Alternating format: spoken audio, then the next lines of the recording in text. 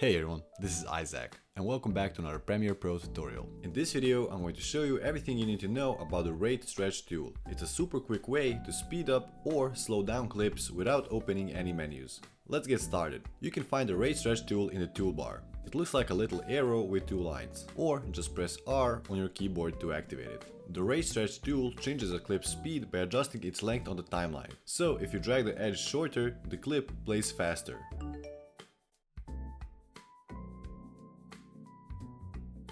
If you drag it longer, it plays slower.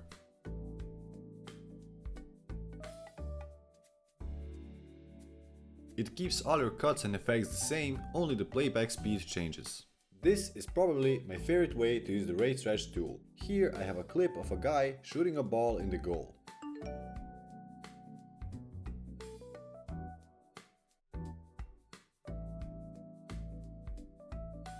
Let's slow the part when he's actually shooting the ball. So first, grab your cutting tool, and then I'm going to go to the part where he's just about to hit the ball. And I'm going to make a cut. Now I'm going to go to the part where the ball is almost in the goal. And now grab the last part of the clip, move it, so we have enough space for the rate stretch tool to work. Grab it and drag the clip until the second clip. Let's see what we just made.